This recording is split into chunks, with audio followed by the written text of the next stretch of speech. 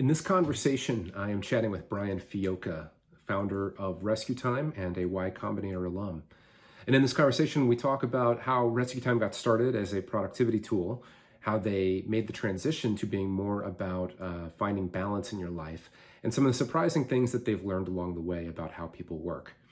For more conversations like this, I encourage you to hit the subscribe button below. And with that, let's go to Brian. All right, Brian, thank you so much for doing this. Why don't we start with, just for folks that are not familiar, what is RescueTime? Sure. Thanks for having me. Yeah, RescueTime's mission is really to help people who work on computers understand how they spend their time, be more focused, feel less overwhelmed, and ultimately help them spend more time on the things they want to be doing, probably even off the computer a lot of the time. So we started back in 2007. And RescueTime is an app that runs on your computer in your taskbar, in your menu bar, that keeps track of what you're doing all day while you're active. It categorizes your activities and gives you some analytics about how you're spending your time. But more importantly, especially now with our relaunch, we coach you on things like, how much should you be focusing every day? When have you reached your focus goal? When's the best time for you to be focused? How many meetings do you have? How is that impacting your work? Are you too much time? Are you spending too much time in email and communications? And how is that affecting you? So it used to be, when we launched back in 2007, it was much more about personal analytics. And now it's more like a physical personal trainer, except for your computer. So less screen time on iOS and more Apple Fitness or Fitbit.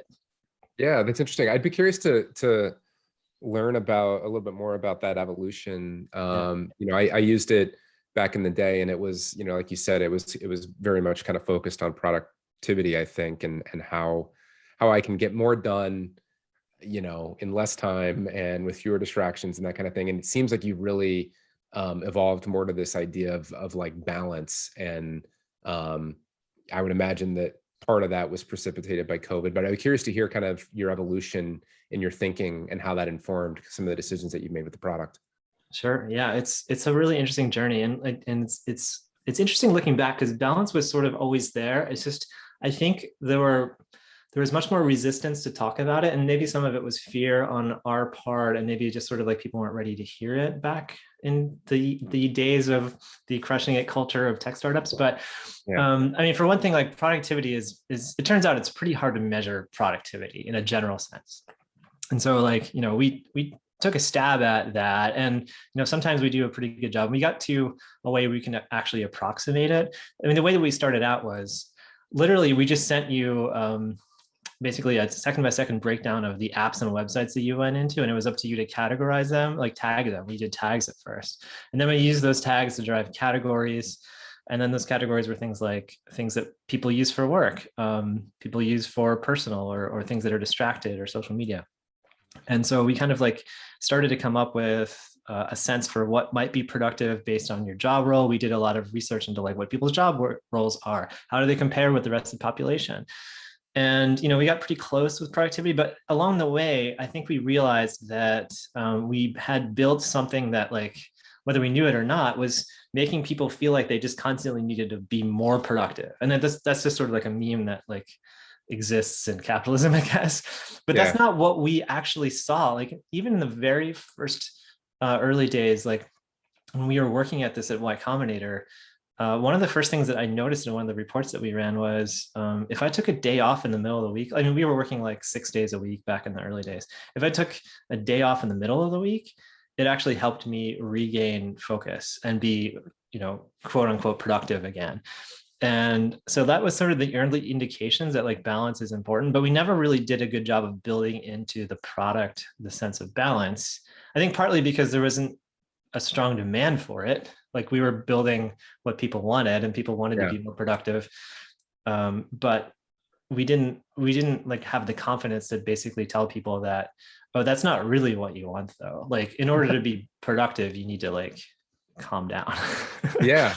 So I guess what changed? What is it? Is it the public zeitgeist? Is it, that's we've kind of come to terms, at least to some degree, with kind of hustle culture and some of the dark aspects of it, or did your organization kind of acquire the confidence to start to assert that no, that is you know, there's a difference between kind of stated preferences and revealed preferences, and what you actually want based on our data or whatever it is something different than what maybe you say you want. How did you get to that place? It's really interesting. I mean, I think some of all of that, like, you know, over the years. So I was at the company for 4 years when it started, 2007 to 2011. And then, you know, I stepped away and started doing other things. I worked at some other startups. I worked at a venture capitalist firm, at an incubator. And along the way, I kept the habits that the product sort of built for me, which were basically, once I got to like 3 to 4 hours of productive time, according to what I had configured in the version of the app that we had built, I knew I could stop working. Like, no matter when it was in the day, like if I kept going, I was going to burn myself out. This is something that I learned. Yeah. And so, you know, when I worked at RescueTime for those 4 years, I could just do that. If it was like 2 p.m. and I hit my goal, I would just cut out, because like I was the founder of the company, and everybody understood inside the company that that's what was optimal for everybody. And so it wasn't a big deal. But when I switched to when I worked for somebody else, like almost nobody has that context. So like the optics were really bad if I did that. So I was just kind of like found a way to stick around and like do other things. During the pandemic, well, actually, let me back up for a second. So remote work was always also a big thing. Like one of our investors is Automatic, the founder of Automatic, Matt Mullenweg, and Automatic is a fully remote company that makes WordPress. They were one of the first. They were pretty public about the benefits of it. They helped us realize that we can be fully remote. And we've been doing that for a long time. But it wasn't until the pandemic that people kind of got the empathy to understand that being remote was actually okay and not something that you need to be afraid of, right? Like, unless you have that personal experience, just like anything else, you're afraid of like, oh, somebody's going to take advantage of me, or I'm going to lose something by making this switch. But, you know, during the pandemic, that all changed, and everybody kind of got a sense for like, oh, actually, this is kind of okay. And because of that, I think people are starting to be more open to these other ideas that kind of go along with it, which is a lot of, you know, the things that sort of people think of as productivity are just sort of optics, like being, you know, Paul Graham actually said in our interview at Y-Combinator that like, oh, this could break the spell of the 40-hour work week. Like the idea that people hang coats on the back of their chairs instead of like, you know, actually working. And they've been doing that for decades. Yeah.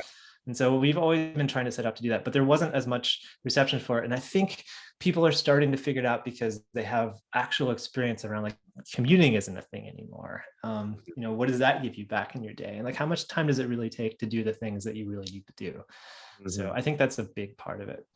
Yeah, it's interesting. You know, you mentioned the 4 hour, you know, the 4 hours. I mean, when I did the revised onboarding, and, you know, you asked me some questions and things like that, I got a focus goal, I think, of like 3 hours a day. Which, you know, because, you know, I've read Cal Newport, I've read a bunch of that kind of stuff. Like it didn't shock me. But I would imagine that probably does violate some internal narratives, and certainly like some organizational narratives, as you mentioned. When you were testing that with users, I mean, I guess, first of all, you know, I'd be curious to hear like to what degree RescueTime gets kind of adopted like in an organizational sense, to the degree that it's mostly personal in nature. Like did you find that when you were testing with users that it kind of violated their narratives? And then I guess secondly, what have you seen in terms of, I buy into this, I'm a team member, I'm an individual contributor, a manager, or whatever it is. I buy into that idea that really I start to burn out, you know, as it gets into like 5 hours a day or whatever it is, or I think I'm doing 5 hours of focus work, but I'm really not. How do they translate that, to your point, to the organizational level? Like, do they still have to continue to do this sort of theater, or do you know folks that have kind of managed to convince their larger team that no, like, you know, you're going to, practically speaking, get 3 hours of focus work done a day, and if you do that, to your point, by 2 o'clock, amazing, like go play golf or whatever. How have you seen that play out in other organizations or other customers? Yeah, I mean it varies. And like, Cal Newport's work is really important, and it's great that it's getting out there. In fact, like I think there's a whole chapter in his new book about us. But what's interesting about it is, like, I think we arrived at that conclusion independently. Our data shows it organically just over the last 14 years. Like, the average focus work time that people spend, especially in larger companies, is around 2 hours a day. Like, that's the most you can expect from the average person. So if you're doing 2 hours of focus work, and that's very strictly defined, like includes things like, doesn't include usually things like email, unless you're somebody whose job requires you to be on email all the time, which is we account for that. Then if you do more than 2 hours of focus work a day, you're in, you're above average, right? So we pick something that works for you, and what works for your industry, what your role is, whether you're an IC or a manager, whether you're a small company or a big company, and what your personal like work goals and life balance goals are. And yeah, like, it's surprising to people, and we could do a better job, I think, of messaging that, especially with this new version. One of the things that we have is, like, we're just so used to the idea that that's just the way it is, that sometimes we forget that, like, it's shocking to people. Like, one of our beta users was like working, I think, something like 5 or 6 hours of focus time, and just like fried, like constantly fried. And she was like, hey, like, does this mean I can stop when I get to 3? And we're like, yeah. like, and she's like, no, but I feel like I need to do more. Like, nobody does. Like, nobody does more than that. It's just not a thing. Yeah. And she was like relieved. And yeah, I think we're not doing a good enough job with that. And so, like, that's one of the things that came out of this launch and this beta period for us, where we're like, yeah, we really need to beat that drum more. And we need to, like, point to other people like Cal, who are sort of like really kind of messaging this, and show off all the data that we have about it. And then, like, help organizations, help teach organizations. Like, we can put together email campaigns to, like, teach your boss, like, this is what's normal. And sort of like help spread that knowledge. And one of the things that we don't want to do, though, is, and in fact, this was kind of a big driver in our refactor, was like, we don't want to create tattleware. Like, we don't support the idea of managers running RescueTime on their employees' computers and looking at their data. Like, that's not a supported thing, and we will shut down accounts that do that. That's not our business. Our business is helping people balance. So anyway, that's a bit of off track. Yeah, so you're optimizing for the individual team, you're not trying to build organizational software to we tried that. We went that direction, like, various times. We tried an early version of something called groups, where you can invite whoever you wanted to and sort of be in a group with you. And that turned into, like, okay, teams wanted it. But when we made the teams version, I mean, privacy is really important to us. So we didn't show any detailed information about what people were doing, just sort of generally how many hours they were spending in, like, focused productive time. And people kept being like, well, we want to know more than that about our teams. And we're like, we're not going to tell you that, though. Like, that's not software that we're comfortable building. And so we ended up just sort of like not having success in that area, because people, I mean, we want to build a premium product that helps individuals, not a commodity product that, like, spies on employees. That's just not our, specialized area. So yeah, I totally get it. You mentioned that you've got, it sounds like you have some pretty unique access to first party data in terms of kind of how people work sort of generally, how they work well, how they work poorly, that type of thing. And I know that you use some of that stuff to inform, or at a minimum, you created the perception that it's informing the onboarding process, which, was a really cool pattern to see. I guess I'd be curious, like, what are some of the, I guess, other interesting insights you learned about how people can get focused work done well? Like, it obviously seems like it varies by function, to your point earlier. Time of day, does that matter? Week, like all that kind of stuff. Like, what other kind of interesting insights have you learned over the years about how people can get more focused work done? Yeah, it's super individual on some level, and it's also, there are commonalities across different aspects. So when I came back a couple of years ago, one of the things that we had originally in one of the early versions was like a sense of personalization, where you put in your job role and it would default categorize things like, so one of the big ones was, if you're a social media marketer, Facebook for you is a productive thing. It's not a distracting thing. Like, if you're like Facebook ads, right?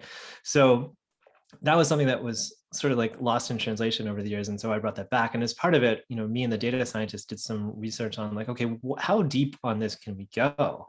And so we looked at things like organization size. The size of the organization actually matters. And some of that is because of just sort of logistics and administrative work that happen in larger organizations that you don't have to deal with in smaller ones. A big one is like whether you're a student or not. Students have a completely different kind of work profile than people who are working in business. Their schedules are much different. One of the other interesting aspects was like consultants and freelancers or entrepreneurs have something like a hybrid sort of mentality. Instead of like they're not just individual contributors or managers, there's some kind of aspect of both. So capturing some sort of a sense of specialization versus generalization. And obviously things like whether you're a manager or an individual contributor. If you're a manager, and this is actually something that I learned when I left. When I left, I got to be basically a high-level manager of a team, and I learned at RescueTime that like I wasn't supposed to spend time in meetings or in email, so I was bad at my job. and the CEO was like, hey, like pulled me aside. I was like, why aren't you sending out email updates, and like why aren't you scheduling more meetings? And I was like, oh, that is my job, isn't it? I guess I should be doing that. I wasn't used to like that big of a team and having to do that. So we've built that into the product now, where if you're a manager, it's okay to spend more time in meetings. In fact, you should be spending time in email and in Slack and those things. And that counts as focus work for you because your job is to manage people. So those are some of the things that we've kind of like been able to kind of derive in the patterns of our data and like build that into the smart recommendations for how to set up the product and also how to nudge you along the way. Yeah. How has, using the software both before and kind of now, I mean, how, you mentioned now kind of as a manager, you've evolved in terms of your understanding of what constitutes focus time for you and things like that. But how, I have to imagine that, and maybe you were already this way, but I have to imagine that your use of the product and kind of living and breathing it has shaped how you personally work. I mean, what sorts of things have you sort of learned about yourself by using this software and just by living in it that has shaped kind of how you navigate your day, how you navigate your week, that type of thing? This is a really good question. Thank you for this. This is something that I've been really kind of like hesitant to sort of personally talk about over the years, because in some way it kind of like outs me as a particular type of worker, I think, in the sense of like potential hiring managers. Like if I ever needed to get a job, like, is this going to screw me over? And like, that's a real fear for people. Like, people know how they work best at their core, but they're always terrified that they're going to look the wrong way and get fired from it. Like I had a early bad experience at a job where I wasn't working the way that they wanted me to work, and I lost my job because of it. And I think a lot of that fear kind of like led to the way that I helped structure RescueTime in the beginning, which is like, I need to work a certain way. I just do. I'm different, but a lot of people are, I think. Yeah. And so like for me, like one of the first insights that we saw was during YCombinator, like I said, there's basically one of our early graphs like showed a scallop pattern. On Monday, I was super productive. Tuesday, I kind of trailed off. By Wednesday, I was like hitting a dip. And if that continued, Thursday and Friday would trail off. And then, the next week it would come back up, right? So I was very front loaded in the week. And so, Tony, my co-founder, was like, hey, why don't you take Wednesday off and see what happens? And I did. And it actually kept my average higher overall than it was without that break. So, I mean, that was a really interesting, powerful insight for me in 2008. And it kind of taught me that, I have the luxury of actually being able to build my schedule the way I want to as a company founder. But what we should be doing is like helping build software that teaches people that too. So there's some insights into like how, like what times of the week are best for you to sort of focus, and like what times of the day are best for you. And we can sort of learn that and help teach you that. But we also need to sort of like build that into the product in a way that kind of like messages people, this is what's normal. It's okay to be this way. I mean, one of the other things I learned is like, 3 to 4 hours a day of productive time. It takes me something like 32 hours a week to get there. I mean, sometimes it's less, right? And like, so what's funny is like this whole movement that's happening right now about the 4-day work week. And not just 10-hour days, but like 4-day, like 32-hour days. Yeah. Is not surprising to me because I've been working that way for the last 15 years. Like straight up, like this is the thing that like, yeah. I mean, I've worked at companies where like I've been in the office for 40, 50, 60 hours a week, but I haven't been able to do more than what I was doing when I was at RescueTime. Yeah. And so I would do things like on Fridays, I invented this thing called Meta Friday, where like we would go off site and just like talk about meta issues, because I knew that if I tried to keep working that day, it was going to hurt.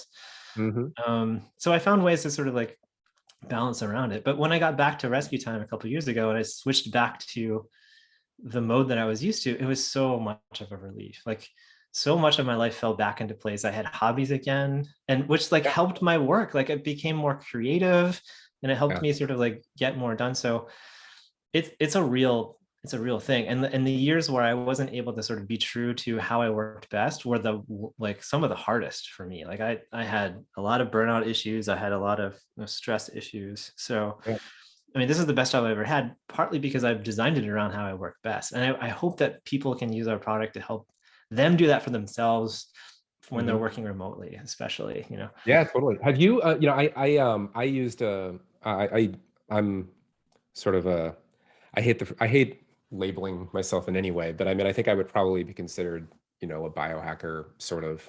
And one of the tools that I use a lot is this tool called Rise Science, which is like a sleep tracker, but it rolls everything up into this like sleep debt number. And then it shows me kind of how I guess you call it my circadian rhythm works and where my dips are. And I've used that in the past, and then especially, as an active kind of RescueTime user again, I've been trying to kind of tie those 2 points together and be like, all right, I'm going to try to time, here's how much focus time I realistically can do. And then I'm going to try to time it to kind of my natural rhythms of my body. Have you found other like relationships either through your software or just anecdotally where folks like coupling all of this quantified self stuff, tying it into making better decisions about focus? Have you found anything like that that's been effective? So much. It's challenged me because in some ways I'm a quantified selfer, but I'm kind of like, I'd say I'm a recovering quantified selfer, where like you can get too into the details and like get too focused on, there's a lot of blowback now against some of the like, life hacky stuff that they say that, people were sort of like finding false signals in the data and turning them into clickbait, right? But there's truth to it, and there's a lot that I learned about that space by sort of being so close to it for so long. But I've never been like that much. It's kind of ironic because I was the least likely person to build a personal analytics tool, because I just don't care about the level of detail that it gives me. It just bores me. I care about results. But to your point, one thing that we noticed, especially in like refactoring our entire product, was like we're actually not productivity analytics. We're actually digital wellness. And we kind of like, when we were looking at helping people get to their optimal productivity score, which is a thing that we don't do anymore, we do a focus goal. We realized that like our inspiration were things like Fitbit. We don't want people to spend too much time looking at the details. We want them to see a pattern of success and to continue that pattern of success, right? Like streaks, accomplished your goals, and like, support, like also auto adjusting. One of the things we're building is like, if you overblow your focus goal, we'll adjust it. Like, okay, well, you're doing too well. We'll help you, keep on track with your level of success. Or if you're going below it, maybe there's reasons for it and we'll drop it down. We want you to be successful anyway. So digital wellness has a lot of overlap in, some of our inspiration also comes from meditation and mindfulness apps and sleep tracking apps. And one of the sleep tracking apps, I can't remember the name of it now, that we looked at. It was a big inspiration for us too. Like, how do you track things like, okay, I had a good night's sleep. What did I do the day before that led to it? That sort of thing. And so what we're doing over the next year or so is we have this very elaborate API and integrations framework that we use to connect to Zapier and some other things. But we're looking at integrating closer with other digital wellness apps like fitness trackers and sleep trackers and mindfulness apps and breathing services. And we're starting early conversations with some of those to sort of like work together on a more holistic package of wellness. Because a big untapped market of wellness is the time that you spend working. Like people look at the other time, but nobody looks at like, what is the impact of your work and how well and how efficient you're working? Like that's a huge deal. That's a third of your life, right? Yeah. So, and it seems symbiotic too, right? Like the food that I eat, how well I'm hydrating, my exercise will inform, or I would imagine impact my ability to focus for a couple hours a day or whatever it is. But then at the same time, like you were saying, if assuming I'm not a Facebook ad manager and I'm getting my like dopamine hit constantly, I would imagine that that's going to impact, my levels of anxiety. That probably will manifest itself in what I eat and my food decisions, because I've drained my willpower or whatever it is. Like I have to think there's probably an interplay there that we're not currently tapping into fully.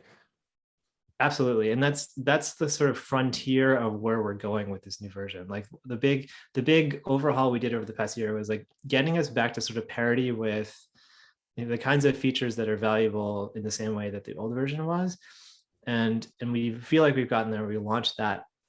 The next versions are about going deep on wellness, like really sort of like integrating with like I did an experiment a few years ago, like what happens if I don't drink coffee for 10 days?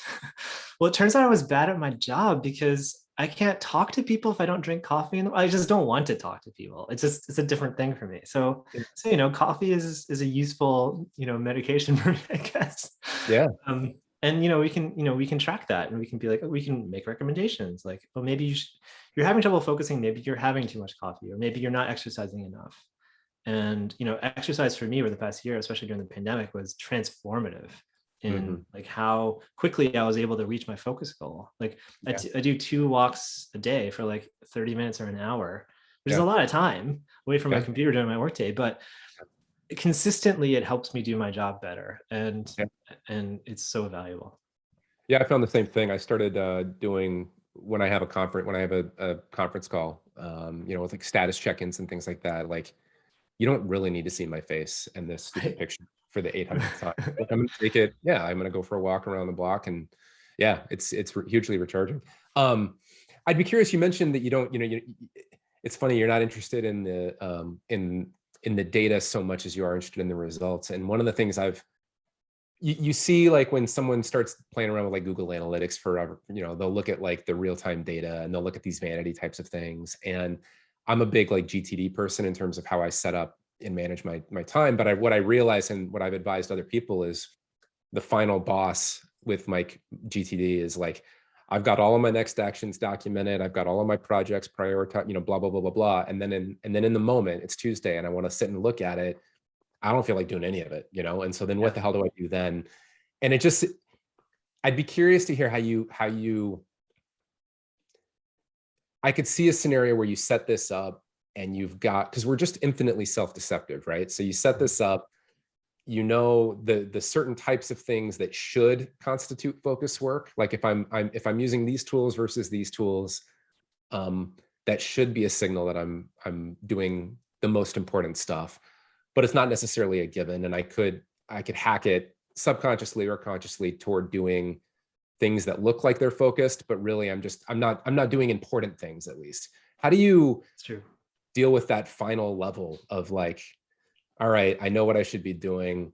How do you avoid the self-deception and like make sure that you're focused on outcomes and not just on a new level of fake work, I guess? It's interesting. Like I'm going to admit something else here that I don't think I've ever admitted. I mean, I'm feeling very honest on this podcast.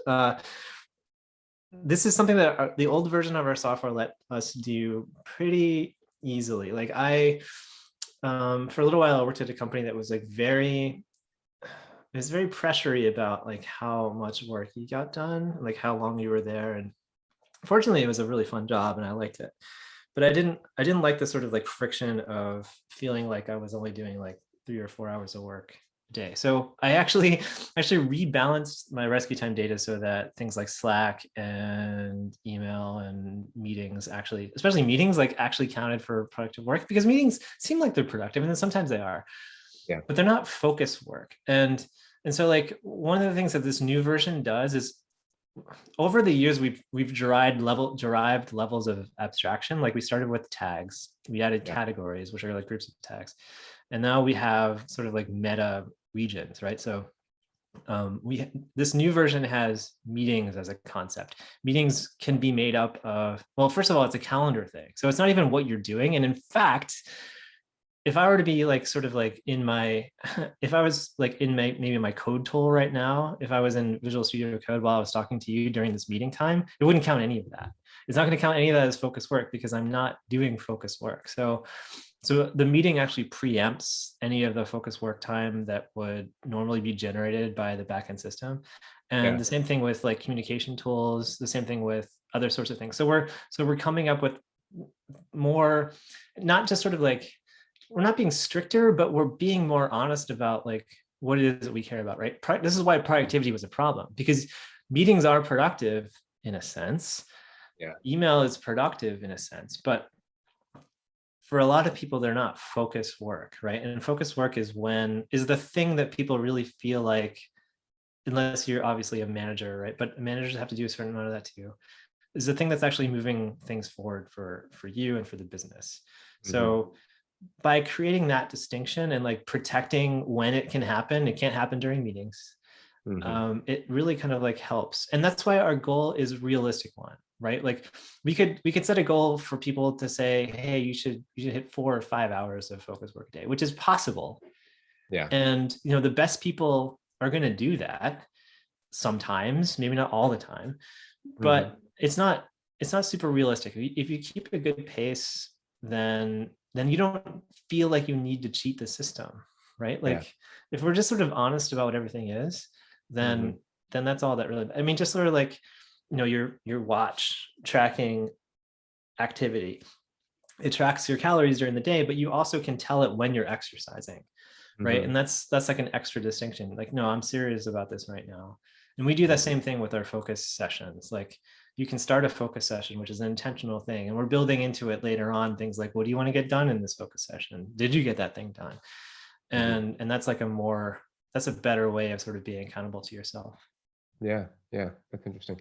I know that you mentioned, I think, a couple things, instances where you've taken this stuff and applied it to your organization in terms of the habits and the practices that you encourage from your team. I'd be curious to hear, like what maybe some of those might be in terms of how, you're living this out inside of the organization, and then B, for either for managers or for organizations that buy into this idea of like, 3 to 4 hours of focus day and like not burning my people out and not doing all of this work theater, like how they can create a similar type of environment. Any lessons you've learned there? Yeah, it's really important to have a work environment that works for, the broadest variety of worker, right? Like some of the best people don't fit into normal patterns of work. So, I mean, some of the things that we've built into our company is like pretty immediately, we figured out that we could build a flexible schedule. And this was pretty early on. It was easier as founders, but, once we started hiring people, we taught them like, figure out, like, use our software, figure out what works best for you and set your schedule around that. Remote friendly has also been a major thing for us, like, because our software sort of accounts for things across the board. Like we can hire people in different time zones. We can plan meetings around what works best for people across like times. We just hired somebody who is in the UK right now, which is kind of a challenge for a lot of people to sort of like figure out how to optimize schedules around. But that's a thing that's pretty easy for us to do, because we can, give people flexible schedules and trust them to, if they hit their focus goal, they're done working for the day. And it gives people space for their lives, which makes them more loyal. Like we have, I think the median, I wanted to do the actual math on this, but like the median for the amount of time that people have spent at RescueTime as employees is, I think, well over 4 years. Like we have people that have been around for like 8 or 10 years. Wow. And it's easy for us to find talent anywhere in the world because like how many other companies like offer the things that we have, right? Like we can help you detect when you're burned out, and that's when you take a vacation, because we don't want you to work when you're burned out, right? Like and we know how much like vacation is good for you, and all of these things. So, I mean, some of the things that we've had to learn to be better about is how to be organized as a team, and like how to set focus areas for people to focus on. But ownership is a big thing. Ownership starts from like owning how I think I just realized this. It's easy to feel ownership in a project that you're working on if you're trusted to take ownership in the best way to work on it, right? And so we empower our employees to do that. It works for us. We have the best team that I've ever worked with. Like, and I've been at a lot of companies. If you look at my LinkedIn, they're an amazing team, and it's no question it's because of the way that we've been able to structure our work environment. And we just switched to a 4-day work week, a 32-hour work week, and it was a pretty easy switch. Like, we wanted to make sure that we weren't creating problems with people by condensing when meetings happened during the week, which is honestly, that's the hardest logistical challenge about making that switch. But it turns out that like, a lot of the people, we did a survey, like be honest, like, do you already feel like you're working a 32-hour work week? And, a lot of people, including myself, said, yeah. I mean, I've been doing this because it doesn't really take me that long to get to my focus goal during the week. So, yeah. Are there any nuances you've seen for organizations or roles where they're, where they have clients, let's say, like some professional services or things like that? They have to, not only do they, the clients have certain expectations about communication, all that kinds of things. In some cases, they have like a billable target where they're supposed to be billing time. Any nuances you've seen there, and how folks could still kind of, kind of buy into this ethos in an environment like that, where, it's not necessarily a product focused organization, but more service oriented? That's a really good question. I don't know that I have a great answer for this. I know that like it's been a constant friction point for us product wise for the life of the business. Like, we get a certain amount of our users sign up because they really want to kind of feed into their freelance hour tracking software, either as like a team or individual for billing and stuff like that, right? Yeah. And like immediately it's a problem because if you've done any freelance work, you bill by like the 15-minute or by the 30-minute block, and we track to the second, right? So like, to fill out an hour of freelance work, if you look at that hour, you're gonna maybe have gotten to 38 or 42 minutes of actual work. And so like right off the bat, there's like a built-in sort of problem with like using RescueTime for tracking freelance hours. It's not great for that. And so, people have requested for us over the years to build in project tracking and freelance tracking, like things like Harvest and other sorts of things do that. And we've just sort of decided to not go to that direction, because I think for the longest time, one of the biggest ethoses for us was just honesty. Like, we're gonna be exact about how we report back to you how you're spending your time, because otherwise it wouldn't really be helpful. Yeah. And so there's like a fundamental incompatibility with that, with freelance work. So, I mean, I think if I were to say like, how do we help freelancers? I think we help freelancers less about like being able to track how many hours they spend on projects, but we do have resolution into things like document titles and file names and things like that you can sort of like use to get a sense for like how your projects were broken down during the week. But I think what's more important though, and I don't think we're ever going to build, I don't want to say ever, we don't have any plans to build freelance like project tracking tools, but just like anybody, like using the principles that we have built into the software about focus, you're going to be a good freelancer if you can balance in fact, like maybe even more importantly than anybody, like freelancers don't have a boss. This was the thing that I learned as an entrepreneur. Is like, I'm the worst boss for myself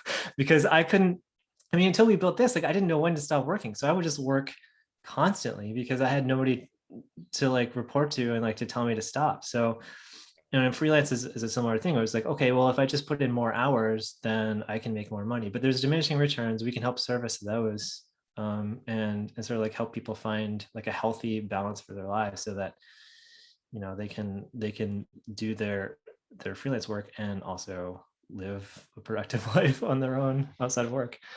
You have ways of tying, you know, obviously you're not, you know, as you said earlier, you know, you respect your team's privacy, and the software doesn't, you know, you're not trying to create, you know, I don't remember exactly what you called it, gotchaware or whatever it is, but Titleware, yeah. yeah, how is there a relationship between this stuff and performance management? By which I mean, Yeah. if you come in as a boss with an expectation that your team is going to realistically get, let's call it 3 hours of focus work done a day, does it change the kinds of goals that you set for your team? Or does it, you know, like in terms of the aggressiveness or what you realistically think you can get done in a quarter or in 6 months or whatever it is? And then when the rubber meets the road, and let's say, you know, a goal slips or a team member is struggling to kind of perform at a high level, you know, how do you navigate that conversation? Because obviously the temptation when people feel like they're not doing a good enough job is like, just work harder or work more or whatever it is. Like, how do you how does this philosophy, I guess, impact performance management? This is really good. This is a really good question. And this was the direction that I wanted to explore when we went into the like B2B software side of things, where like less interesting to me, and in fact like abhorrent to me, is the idea of like corporate spyware. But one thing that we figured out is, okay, pretty immediately we're like, if we sell a B2B, then we can sell it from like an ROI perspective. And we did the research on it, and we figured out that if you ran RescueTime for business, which doesn't exist anymore, but at the time, if you ran it on your team, and like I said, it only surfaced things like whether people were hitting their goals or not what they were doing, then it would give you basically the equivalent of an extra person on your team for a 5-person team, in terms of like, you know, helping them reach the 3 to 4 hour focus work goal. Like that was the equivalent of another person. It translates to the same as like having an extra day, like having a day off from work, right? Like it's the same sort of thing as like most companies on average, without looking, do like 2 hours of focused, quote, productive work a day. So like just the idea of actually looking gives you more room to do more things, and helping people be more mindful of their day and to focus better lets you accomplish more. And so right away you have more bandwidth for tasks, but also the other part of the performance management side. And I was looking at like IBM Cognos and like some of SAP software back in the day, like to try to figure out how we would build this. I thought that like one of the things that we could do, and like I said, we don't have any plans of actually building this right now for businesses. We're very focused on the individual. I want to stress that, but you can think about how, you know, somebody's work patterns can be a leading indicator for revenue. In that, if you're looking at teams who are constantly hitting their focus goals every day, then you know that team is going to, you know, meet their quarterly goals or not. If you see other ones that are failing to, it's an indication that there's something wrong with that team. Maybe the manager's got a problem. Maybe there's discontent. Maybe people are burned out. Probably that. Maybe there's lack of motivation. Maybe it's not the right talent. And so you can, I thought about like, I spent some time at a venture capitalist incubator, but I thought about, well, how does somebody make retention software? People are always talking about talent acquisition software, but how do you make retention software? Retention software is if you can get people to be in balance and hit a focus goal constantly, then they're going to want to stick around. You're going to have a really great team, and you're going to hit your quarterly goals, I think, pretty consistently. And so that's interesting to me. I don't know where it's going to go, but I find like that's some insight that I think a lot of companies don't really know. Yeah, that's interesting.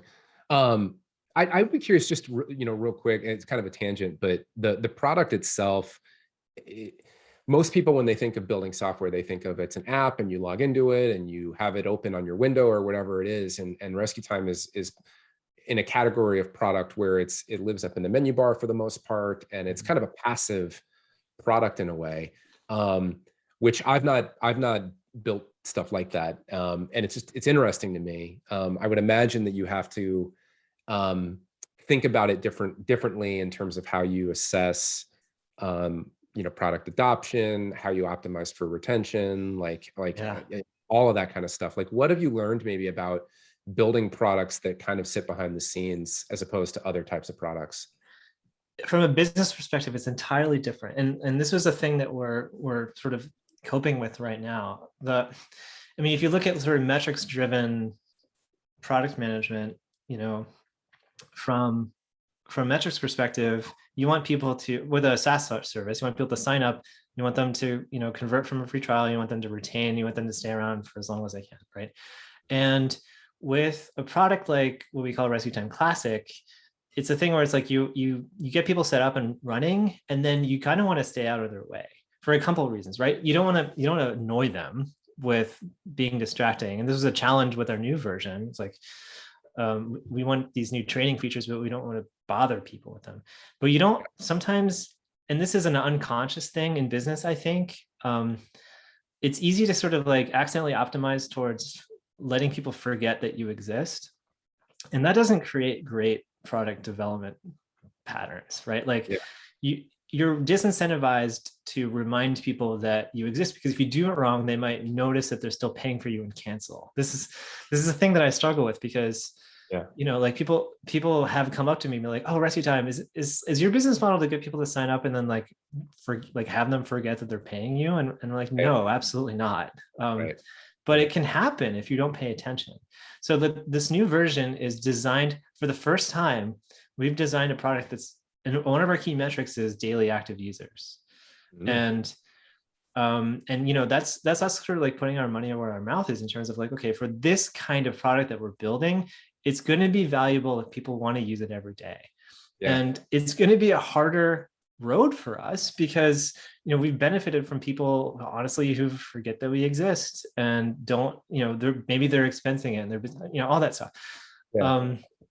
That's not a good pattern for us to do a product from. Like, we would rather, see what it is we do that works for people and makes them stick around, and what are the things that are like driving people away, so we can stop doing those things. So it's lending itself to a much quicker product development cycle by being more in your face about what it is that we're trying to do.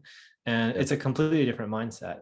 But so it sounds like setting the time, like doing a focus session, would be kind of the most ideal implementation of that. Is that fair? Yeah, right now that's one of our things, is like people sign up, they get their calendar connected, and they start a focus session. And we want to make it really easy to do those things. And then also to make it into a habitual thing, we're rolling out a feature that makes it automatic, that like integrates into your calendar, so that when you can schedule focus sessions that people can't book meetings around.